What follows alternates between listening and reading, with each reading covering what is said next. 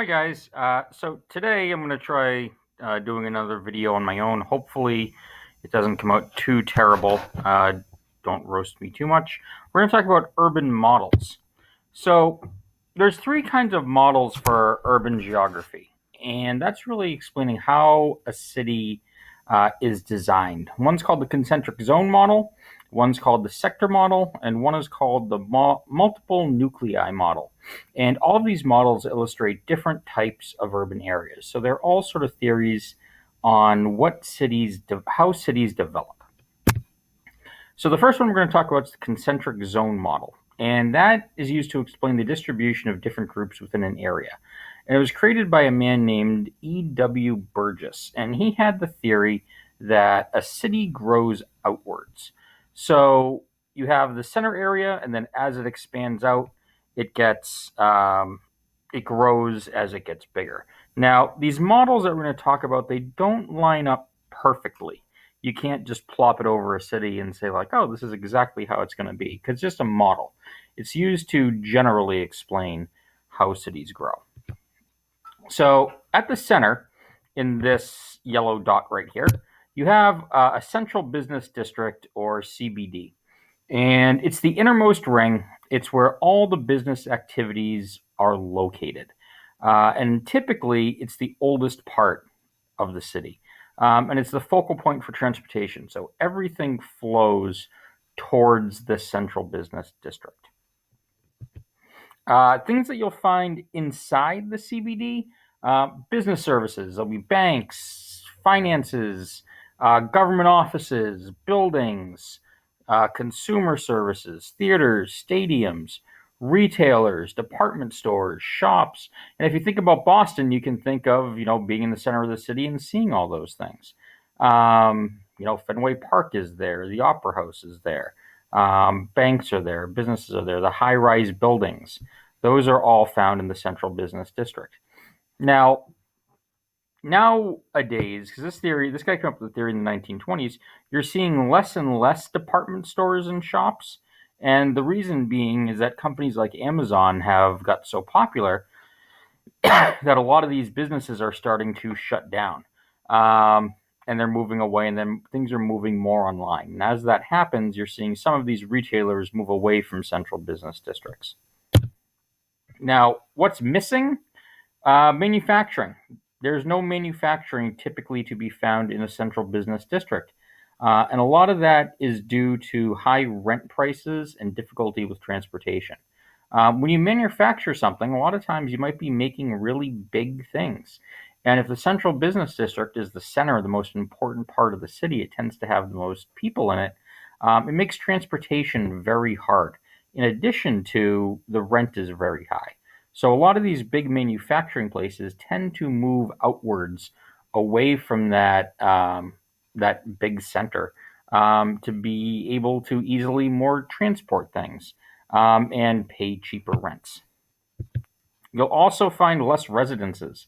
A lot of people typically used to live in the center business district, but people begin abandoning living there due to congestion. There's a lot of people living in there, high rent, as well as more land in the suburbs. Now, this is not always the case. There will be some people living in there, typically in very expensive apartments. If you think about Manhattan, people who live in Manhattan tend to pay extremely high rents. Um, and as you move away from like where things are happening toward the outer boroughs, the rent will get cheaper. So, key concepts: businesses dominate a central business district. Relatively few people who actually live there all the time, relatively few manufacturers. And American central business districts have a lot of high rise buildings because land is so expensive, it becomes more efficient to build upward. That's why you see so many skyscrapers. There's nothing stopping you from going higher. There is things stopping you from going outward, so it's easier to build higher, as well as you'll find much more underground usage. If you've ever taken the T in Boston, that typically goes underground, or the subway in New York is underground because it allows for this transportation to happen at land that's not currently being used. So the transition zone, that reddish circle, is the second ring of the model, and that contains those manufacturing plants that we talked about, those industries, as well as poor quality housing. That is where you'll find, some lower income housing, apartments that are typically small or very small homes, that are maybe not very nice in terms of quality. And that is where you'll find typically lower class living. The next level, the blue level, is the third ring of the model, and that contains modest older houses occupied by stable working class families. Um, and it's the houses are more modest. It's people who still work within the central business district probably, um, and they're doing okay. That green circle is newer, nicer homes, more spacious, dominated by middle and upper middle class families. And then the last circle, the yellow circle, is the commuter zone. And that consists of people who work in the central business district but live outside the city. They live in the suburbs. If you think of Newton, for Boston, Newton has homes that are worth millions. And they have yards and everything like that. And a lot of people commute into the city to work. People want more room, so they live out there. In some ways, you could put, Amherst as part of the commuter zone. It's not just within one city. Because are there people who live in Amherst who commute to Boston? Absolutely. And so they live here though because it's cheaper and they have more space. And there's generally other things about non-city living that they have that they like. So this is sort of a 3D model.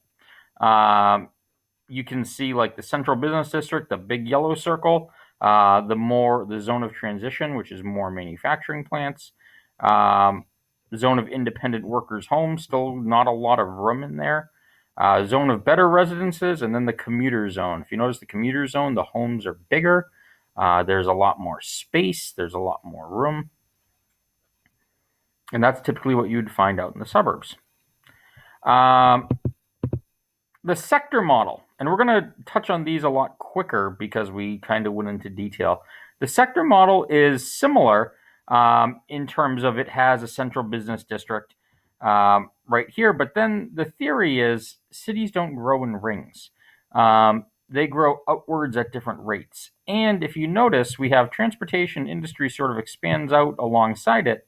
But then we have lower class housing, which is still found in that one sector, and then middle class residential, which you can find more of, and then lastly, a higher class residential, which is the smallest part, but sort of offshoots straight out.